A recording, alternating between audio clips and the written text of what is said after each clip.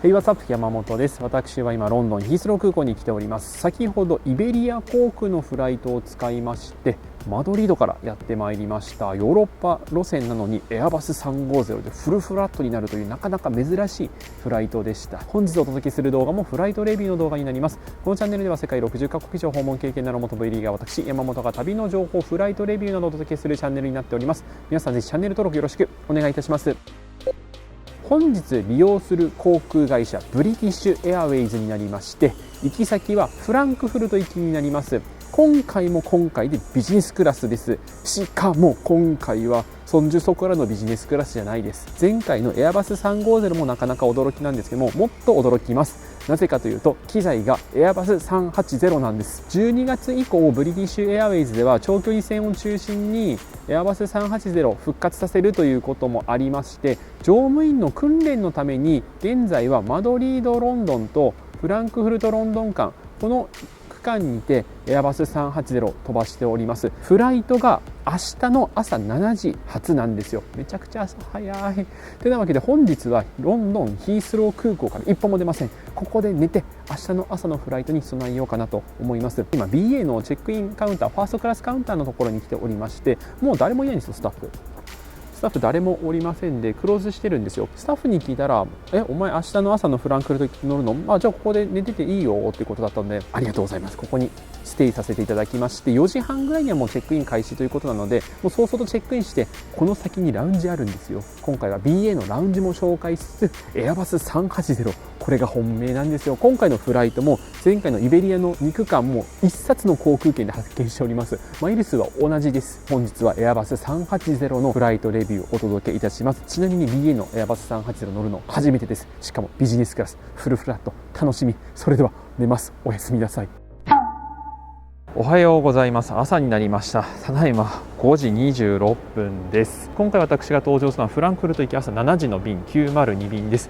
ちなみに昨日はあちらのファーストクラスのエリアでステイしていいよって言われたんですが、他のスタッフにダメだ出てけって言われたので結局出てってソファーで寝てましたが、寒かったね。なので早々と制限エリア入ってシャワー浴びてきます。体がもう冷え冷えです。それではここからチェックイン並びに荷物預けを行います。私のようにドイツのチケットで日をまたぐ場合、荷物の預け入れだけはできるそうです。ただ制限エリアの中に入ることはできないみたいです。ちなみにここからアメリカン航空のフライトもチェックインできるみたいです。ファーストクラス利用者またはエメラルドメンバーが使えます。チェックイン完了しました。ご覧の通りこのエリアめちゃくちゃ広々としたスペースが広がっております。日本航空のファーストクラスチェックインカウンターよりも広いですし、専用ブースのがいいですよね。日本航空の場合羽田も成田も通常のカウンターの一区間っていう感じかな。成田は少し豪華かもしれないですけども、羽田はあまりそのような感じしませんので、こういったところも便利ですし、この後すぐ保安検査、出国審査をここで受けることができます。保安検査完了しました。やっぱり専用の保安検査場、動線がすごくしっかりしているので、こういうとこすごく便利です。ロイヤルヨルダン航空の上級会員ビジネスカウンター、ここも同じように専用のチェックインカウンターがあって、そのまま専用の保安検査、専用の出国審査場を経てラウンジの手前まで行けます。 BA の場合はもう直ラウンジにインできるんですよ。なのでこれがもうラウンジの入り口になります。いや久しぶりだ、このでっかい馬。これ少なくなってるな。以前これにポテチとかいろんなの置いてあったんですけども、今水しか置いてない。ちなみにシャワーはこっちに一旦出ます。一旦出てからシャワーブース向かいます。残念なお知らせがあります。シャワー7時半オープンということで、今日の僕のフライト朝7時ということだったのであかん、シャワー入りません。なのでここからはラウンジ紹介、そして朝食食べようかなと思います。40ウィンクス、ここ前シャンパンとかお酒が置いてたような気がするんだけどな。今は水しか置いておりません。コーヒーマシンがあるんですけども、以前はここ自分で自由に取ることができたんですけども、今はスタッフに行って取ってもらうシステムに変わっております。バーコーナーは以前と変わらずかな。朝早い時間帯ですけれども、各種アルコール並んでおります。高そうなお酒もあるな。これ結構高そうですよね。種類は全くわからないですけども、朝6時2分なんですけども、外はまだまだ真っ暗です。以前ここ他のドリンクあったんですけど、やっぱり今水しかないな。いろいろと変わっている部分が見受けられます。こちらにあるコーヒーマシンもスタッフに手取ってもらうシステムに変わっておりました。あ、マジだ、水しかね。本当にここにも以前はソフトドリンクいっぱいあったんですけども、今は水、そしてマフィンか、これマフィンと水しかない。お、マジか、だいぶ変わった。でここにいろいろとテーブルで料理が並んだんですけども、今はもうすべて撤去されております。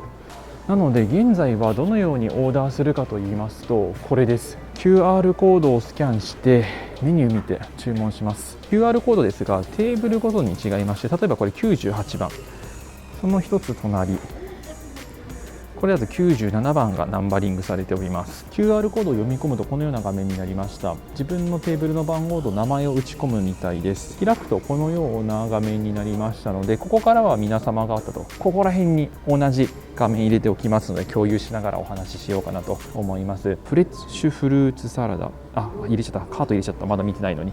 ルビーグレープフルーツ、グリークヨーグルト、ヨーグルトいいね。フルーツサラダの気分ではないので一旦消します。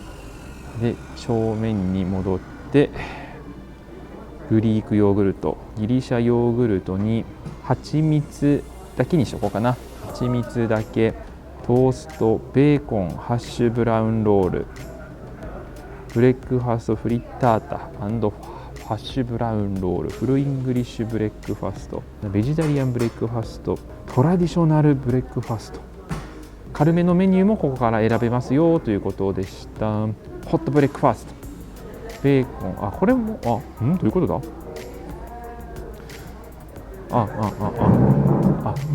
そういうことだ。ここに入っている通りか、ブラウズオールフードということで、ここ見ると全部の食事見ることができて、これ今朝食メニューになっております。ドリンクなどもここから選ぶ形になっておりまして、コールドジュースにしようかな。オレンジジュース1、氷も追加。すごくいいね。これ自分取らなくてもいいということなので、衛生的な部分も含めてもそうですし、手間、こういった部分もかなり省けると思うので、とてもいいサービスではないでしょうか。もしコロナの状況がなかったら、おそらくこういった状況にはなってなかったとは思うんですけども、各種アルコールも朝から頼むことができます。ウォッカです。ウォッカだけでもこんなに種類あるのか、すごいね、いっぱいあるよ。もう全然わかんないな。ウイスキー、ジン、ラム、シャンパン。いっぱいあるね。いっぱいあるね。これいっぱいあるよ。ビール、ビールは逆にハイネケンとノンアルコールのハイネケンしかないのか。アザースピリッツ、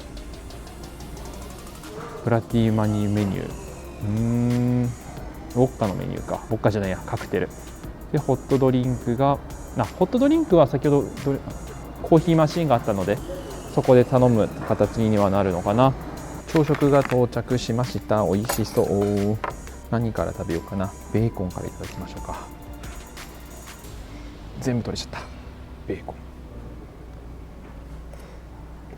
シンプルでうまい。グリルトマト、甘っ。トマトこんな甘いんだ。ソーセージ、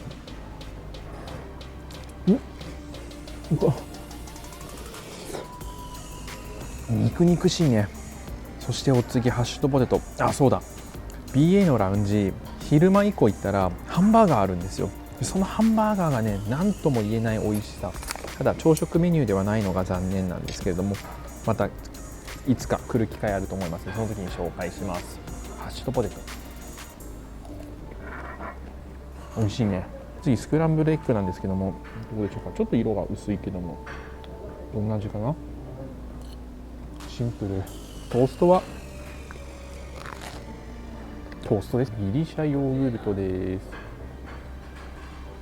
蜂蜜と一緒に食べます。いいね。やっぱギリシャヨーグルトのこの滑らかさっていうのかな、それがたまらなくうまい。それはこれ食べたらもう搭乗口向かいます。早いな。7時出発で今6時17分です。あっという間だ。さてスタッフの方が Hello. Where from India? I am from India. India. インド出身のスタッフの方です。ありがとうございました。バイバイ。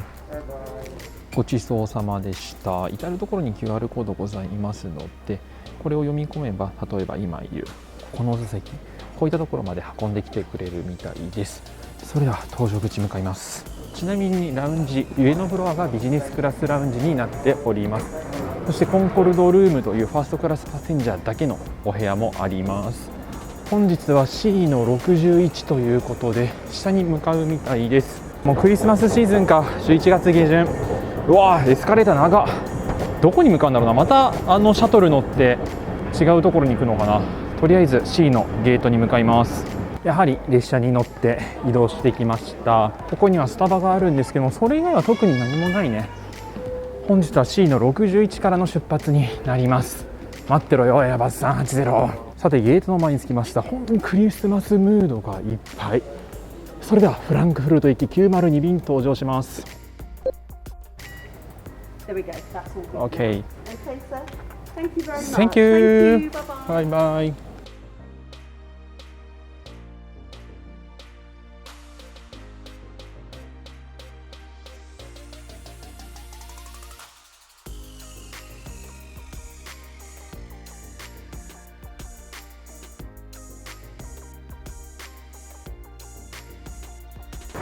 Good morning. How are you?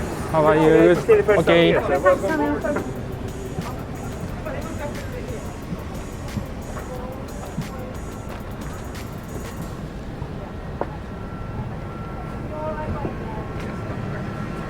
Good morning.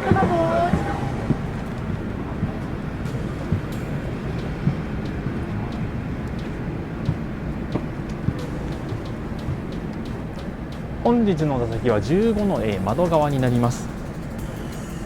こちらが15の A 窓側になりまして、こちらが15の B の通路側の座席になります。本日は窓側になります。ここから入るのか。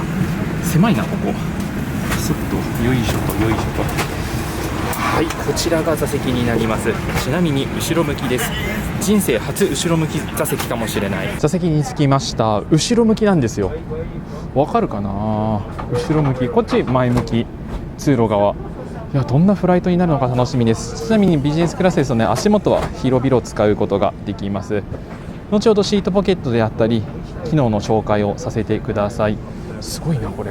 そしてエアバス380ということだけありますね。この二重窓、これを見たらエアバス380だなっていう感じしますよね。おそらく一番後ろだけだと思うんですけども、ここちょっと段差あるんですよ。これ気をつけてください。段差があって、ここもちょっと斜めになってます。ただ今窓の外を映してるんですけども、ピント合わせるの大変だなこれ。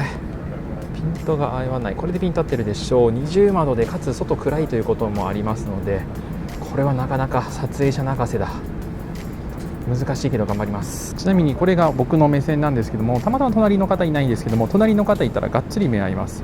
正面向きと後ろ向きが互い違いに設置されておりますので、ここだけがちょっと残念かな。逆に言えば隣家族であったり恋人同士だったらいいのかもしれないですけども、ドアクローズするかなと思ったらまだしなさそうなので、シート周り先に紹介します。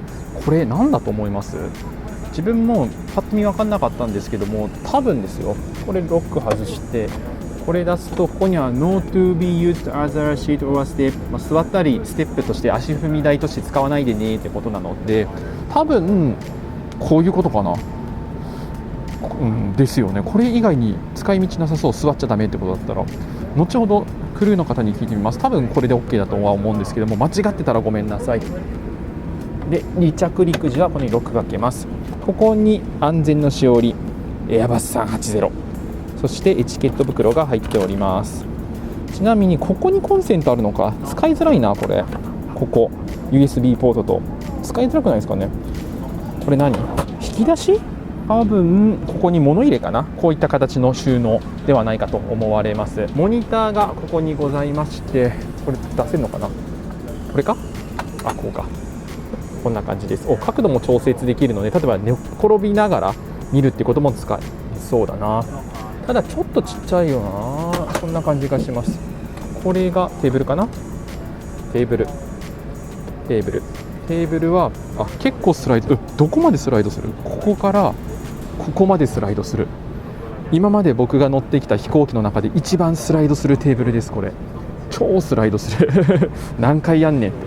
いやマジですげえ、これだけは他にはここにシートアレンジのボタンございますね。これ後ほど上空に行ったらやってみます。これがブラインド上げるボタンかな。反応しない。そしてここにヘッドホン端子、リモコンと USB の端子、これは映像と音声の出力の入力かなの端子がございます。久しぶりに見たなこれ。任天堂64的な昔のゲームこういった映像と音声端子ありましたね。今は HDMI 対象に統一されているとは思うんですけども、これを見ると任天堂64を思い出します。リモコンがございます。ヘッドレストは上下動きません。左右も動きません。動きそうに見えるけども何も起こりません。ここの部分、肘置きは別に上下するわけではなさそうです。反対サイド、これもそうですね。上下には動かないです。本日はビジネスクラスですが、残念ながらウェルカムドリンクはございませんでした。ウェットティッシュとゴミ袋いただきました。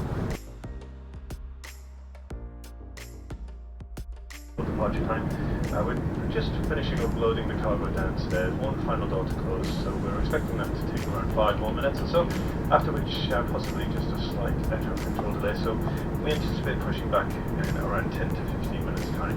As I said, the block time for this flight for pushing back to our arrival is 1 hour 45, and the flight time today is actually only 1 hour. So even if we are slightly delayed on our departure, we should be able to make up any time that we lose during the flight. So thanks for your patience. We'll get going just as quickly as we can. Thank you.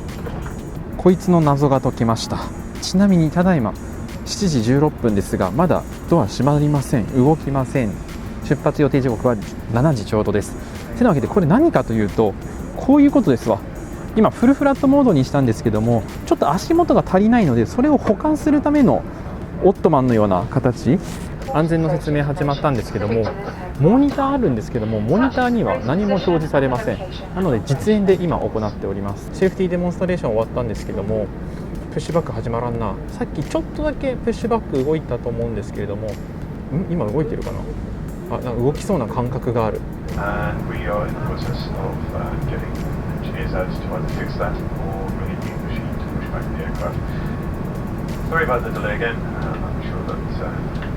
7時40分になりました。外がどんな光景かと言いますと、まだ飛行機動きません。出発予定から40分経ったんですけど、大丈夫でしょうか。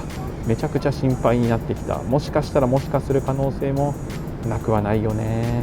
さて7時53分になりました。これなんか今フィックスっていう単語が聞こえた気がするんですけども、8時4分になりました。ようやくプッシュバック始まりました。1時間以上遅れて出発します。もう完全に日が昇ってるわ。さっきまで真っ暗だったんですけども、やはり1時間も経つとこのように明るくなってしまいました。ヒースロー空港の燃料庫、ここに飛行機用の燃料がどっさり詰まってるんでしょうね。めっちゃでかい。どういうこと？ご覧の通り、今先ほどはこっちに進んでたんですよ。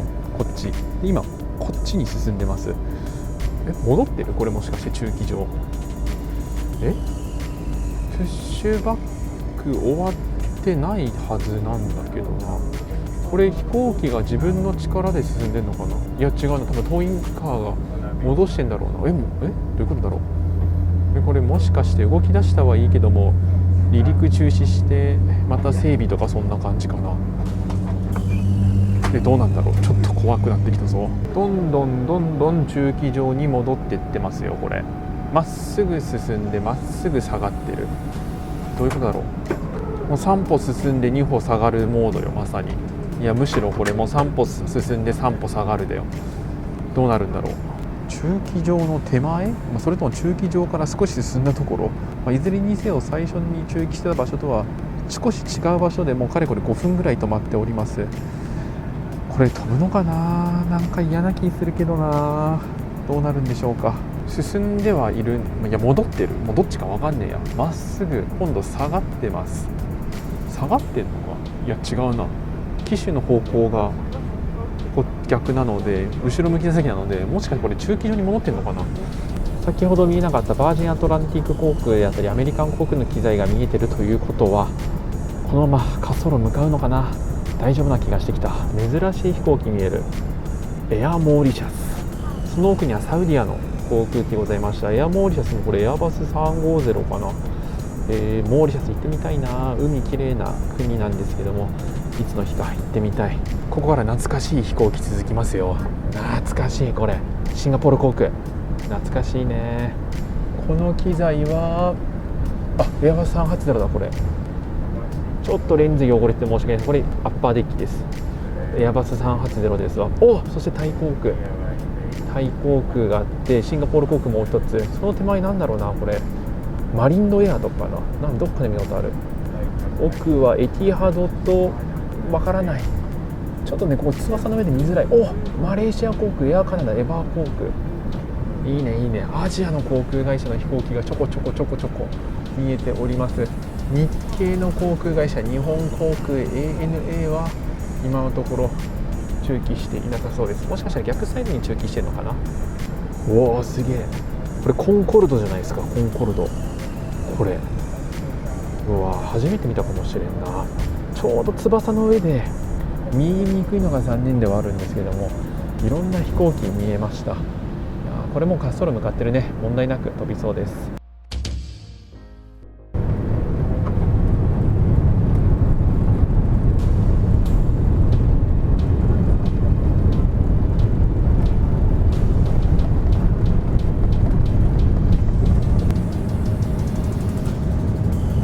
翼の上になんか液体がちょろちょろ流れてる。これなんかカメラ側の不具合かなと思ったんですけども、肉眼で見ても流れてるので、多分凍結防止の薬品だとは思うんですけれども、最初緑色の液体流れたのでエイリアン近いよみたいな、エイリアンでもいたのか思わせるような色だったのでびっくりしました。そしてやはり翼があるので、外の景色は今日はなかなか撮れないんじゃないかなっていう気がします。そうだ、忘れてたんですけども、今日後ろ向き座席なんですよ。なんですけども、なんか違和感があるっちゃあるけれどもないっちゃないって感じかな。本日後ろ向き座席ということで、この案内、これも見やすい角度にございます。通常ですとこの角度なんですけども、今座っているところから見てもこのように見ることができます。通路側の座席に座ってみました。ちょうどこの奥、こっち側が僕のちょうど前の座席の方が出入りできるようなスペース広がっておりまして、この通りプライバシー性という部分においてはこのシートかけるのかな。ただ全席通路側アクセス可能というところはメリットかもしれません。全席通路側アクセス可能とはお伝えしたんですけども、フルフラットにした時の足元が少し足りないので、その分のオットマンのような扱いなんですけども、これを手前に引っ張ってしまったら、こっち側の窓側の人が通路側に行く際またがないといけないですよね。って考えたらなんか中途半端な感じがするなと思うのは私だけでしょうか。ちなみに通路側であればもちろん通路側で出られますし、これシートによるんだな。ちなみに最後列の真ん中座席はこのように通路側アクセスできます。すごい作りだな。これ初めてこのレイアウトのシートのビジネスクラス着席したのですごく新鮮ですわ。面白いわ。機内食が到着しました。後ろ向き座席ちょっとなんか嫌だな。あんまり好きじゃないかも。それは置いときまして、食事紹介します。メインはハムとチーズのクロワッサン、これがメインになりまして、他にはフルーツとヨーグルトになります。でクロワッサンのチーズとハム、うまく見せれないチーズとハムいただきます。めっちゃハムいっぱい入ってる。これregular. Okay. Just need to ask one of us though. Okay. ちなみに今来る中で話しかけていただいたんですけども、今回メインデッキとアッパーデッキエアバス30ありますけども、アッパーデッキ封鎖してるんですよ。なので先ほど後でアッパーデッキ取らせてよって言ったらいいよってことだったので、今ちょっと食事中だったのでまた後で声かけるねという話させていただきました。すみません、ワイヤレスマイク外れてたので声多分聞き取りにくかったんじゃないかな。なのでもう一度食レポし直します。今回はクロワッサン、ハムとチーズが挟まったものなんですけれども、最初見た時はマジかと思ったんですけども、味はうまい。ハムがいっぱい入ってるんで最高に美味しいです。ヨーグルトです。ヨーグルトはプレーンヨーグルト、ギリシャヨーグルトも違う普通のプレーンヨーグルトって感じです。フルーツ、メロン、海外のメロンだなっていう感じがします。さてこの後は機内ツアー出かけましょう。まずアッパーデッキ行くんですけれども、1階のメインデッキから後ろの方に進んで今向かっております。ちょうど今これプレエコかな。This is a premium economy seat? エコノミーアップステアーズ。これはエコノミークラスの座席ということで、結構エコノミークラスにしては重厚感ありますよね。びっくり。ちなみに同じように機内ツアーしてる人がいっぱいいらっしゃいまして、はい、ハロー。僕だけじゃないわ。いろんな人が今もう10人以上は機内探検に出かけております。この後階段上がりましてアッパーデッキの方進んでいきます。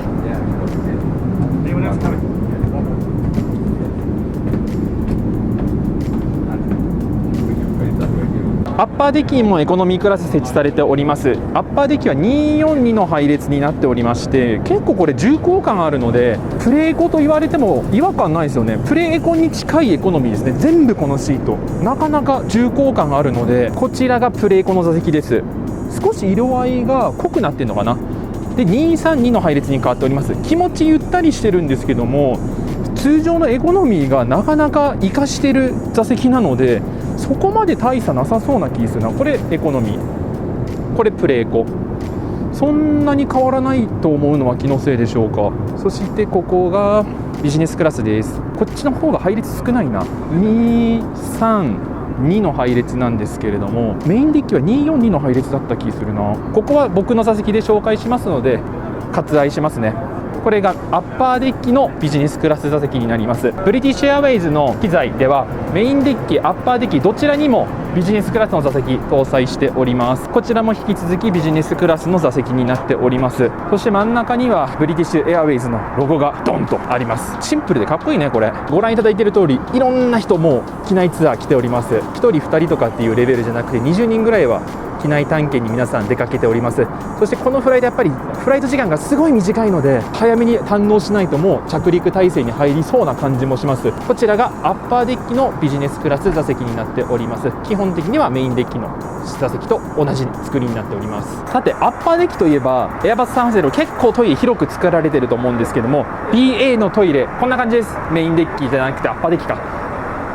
もちろんエミレーツがあれおかしいです。エミレーツのエアバス380はおかしいんですけれども、ここもここでやっぱトイレとして見たらすごい広いですよね。これがアッパーデッキのトイレになります。ちなみにビジネスクラス専用になるとこのような専用のハンドソープであったりボディクリームがあるのが特徴です。やっぱり通常のメインデッキのトイレよりか広くなっております。それでは下のメインデッキの方に戻ります。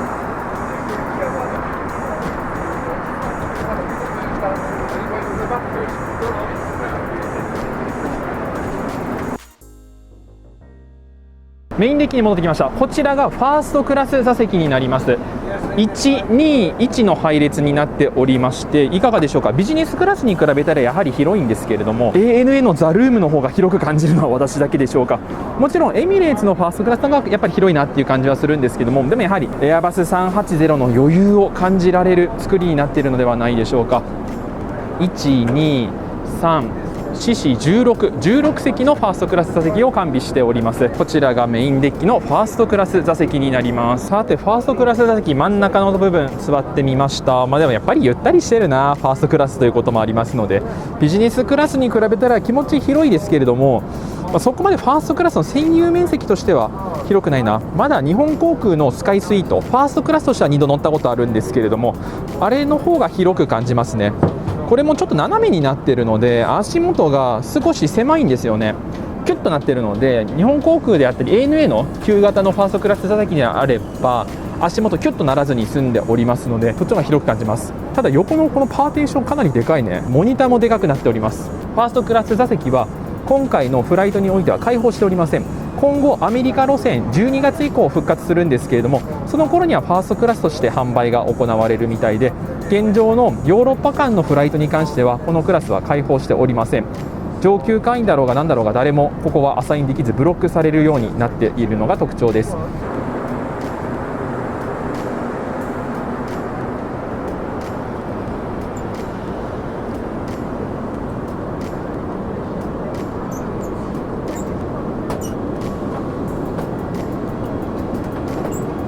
こちらのスペースですが、クラブワールドと呼ばれる長距離路線、アメリカ路線であったりアジア路線などの長距離路線の際は、このスペースラウンジスペースとしてお菓子だったりドリンクとか置いてここで提供する場所になっておりますが、今回はクラブヨーロッパというヨーロッパ内のビジネスクラス路線につき何も用意されておりません。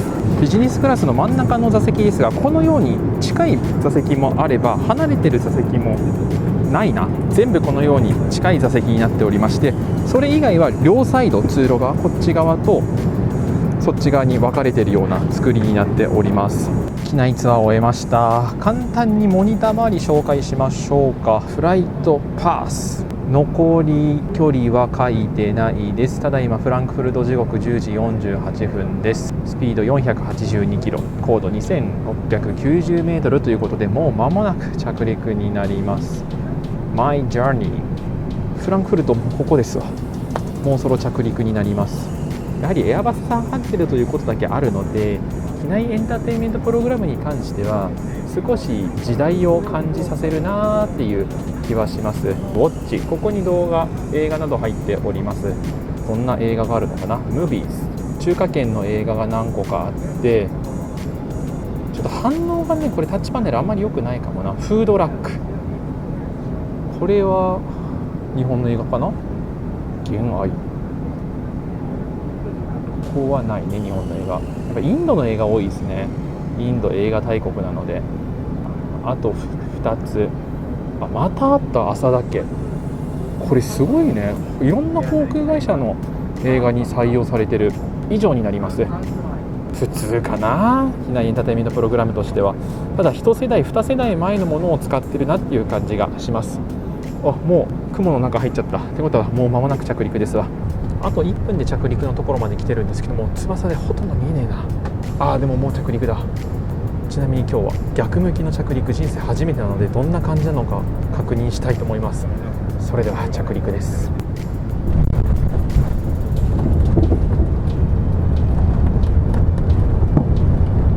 A very warm welcome to Frankfurt, everyone, where the local time is 25 minutes to 11 in the morning.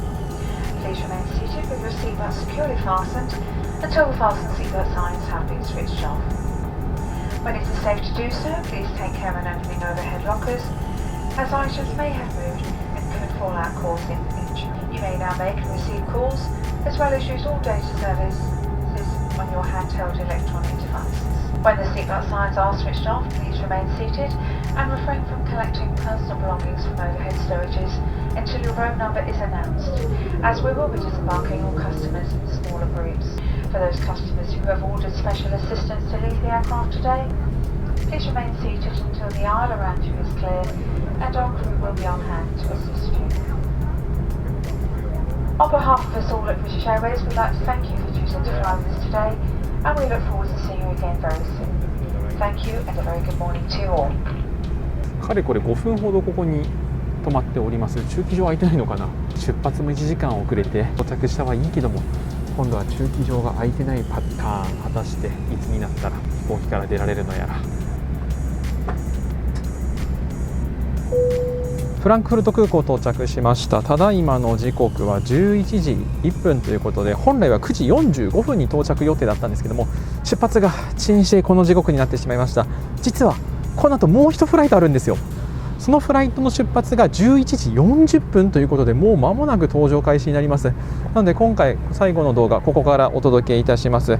今回ブリティッシュエアウェイズのエアバス380のビジネスクラス登場させていただきました。後ろ向きの座席ということで初めて登場したんですけども、なんか違和感ありますね。やっぱり着陸の時もいつもだったら物をこうザーって滑り出るので行かないように抑えるんですけども、今回その必要はありませんでした。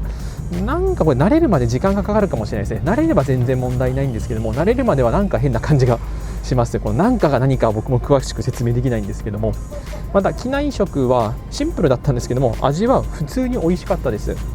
そして今回のフライト、いわば特別なフライトみたいな感じですので、かなりの飛行機好きの方登場されてて、2、30人ぐらいは登場してたと思います。そしてごめんなさい、搭乗率今回聞けませんでした。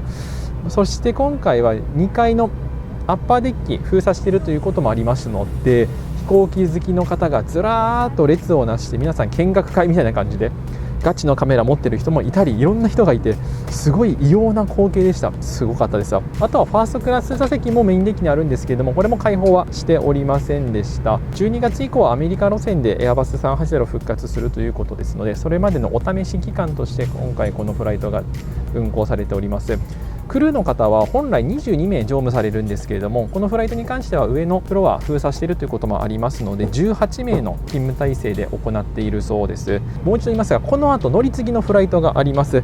今回はその乗り継ぎ先のフライトを含めて1冊の航空券特典枠として発見しておりまして、マイル数どれぐらいかかったか皆さん想像してみてください。かなりお得に発見できたと思いますので、皆さんびっくりするんじゃないかな、そんな感じがします。それでは今回のブリティッシュエアウェイズのフライトレビューは以上になります。皆さんぜひチャンネル登録をして旅行者気分を味わいましょう。その際の旅費は皆さんの高評価ボタン、いいねボタンです。Twitter、インスタのフォローも合わせてよろしくお願いいたします。本日も最後までご覧いただきましてありがとうございました。また次の動画でお会いしましょう。それではバイバイ。